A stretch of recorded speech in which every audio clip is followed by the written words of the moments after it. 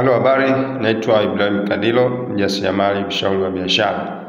Wapendwa, kama wewe ni mgeni, Kadilo Online tunawasaidia wajasiriamali wadogo na wakati kama wewe kupata wateja wengi mtandaoni.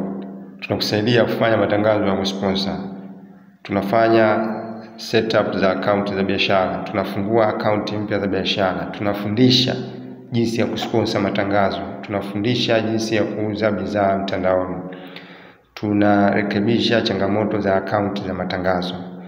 Tunafungua leseni online, tunafungua tini online. Kama unahitaji tini online, tunakufanyia huduma. Basi kama wewe ni mgeni, bofya subscribe ili next time tunapotoa video zenye mafunzo kama haya uweze kupata ujumbe unaotaarifu tumetoa video mpya. Lakini pia unasaidia watu wengi zaidi waweze kupata mafunzo kama haya. Basi bofya subscribe. Katika video hii nitashare na wewe jinsi ya kutumia Meta Business Suite. Kumbuka, unaweza kurusha matangazo yako ya kusponsor kupitia kwenye account yako ya biashara ya Facebook, ambayo utafungua kurasa wa Facebook unaokuwezesha kurusha matangazo.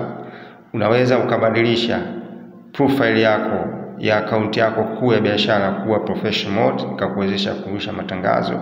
Lakini pia unaweza kurusha tangazo kupitia kwenye Meta Ad Manager. Kwa hiyo leo katika video hii nitakuonyesha jinsi ya kutumia Meta Business Suite. Ukishaingia katika account yako ya Facebook, utabofya hapa kwenye kijumba ili kulete mwanzo wa page. Huu ndio mwanzo wa ukurasa wako wa Facebook. Utakuja hapa kwenye kona juu kulia kwenye picha ya profile yako, utaklik.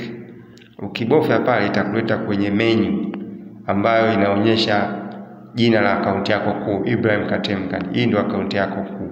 Na hii ni menu inaonyesha vipengele kadhaa, kuna settings na kadhalika. Kwa hivyo unataka kuingia kwenye Meta Business Suite, utatakiwa kwenda kwenye page. Utakuja hapa kwenye kialama cha V, utaklik, itakuwekea orodha ya account hizo nazo. Unaweza kuwa na orodha ya account zako, kuna profile na kuna page. Kwa hiyo utachagua page ambayo ulifungua kwa ajili ya kurusha matangazo. Utaklik advertising solution, kwa mfano hii ni page.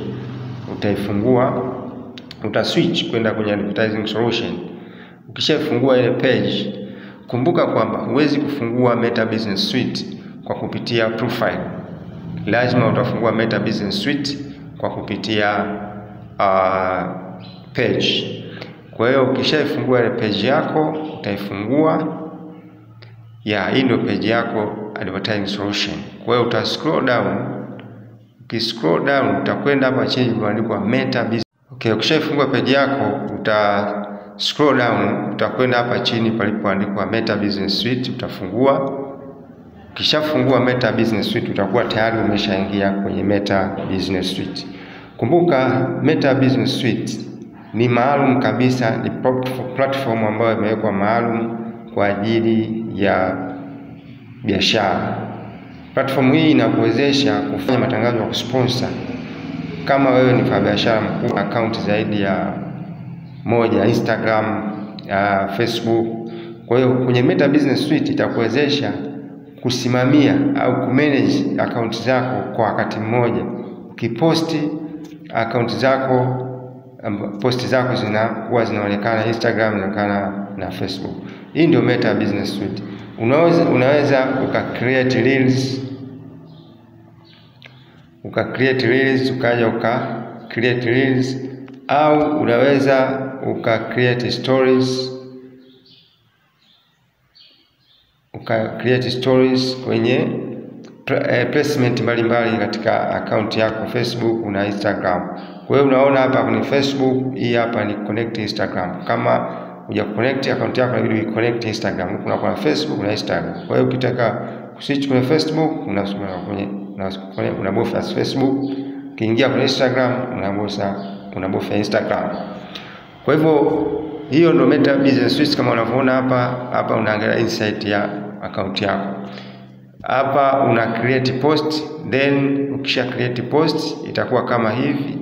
Unakuja una create ad. Ukitaka kuboost tangazo unabofya create ad baada ya kuwa ume create post. Kwa hiyo utachagua post ambayo unataka kuiboost na utajaza vipengele kadhaa ili uweze kuwezesha kuruka. Kwa hivyo hivi ndio namna ambavyo unaweza ukatumia Meta Business Suite katika kurusha matangazo.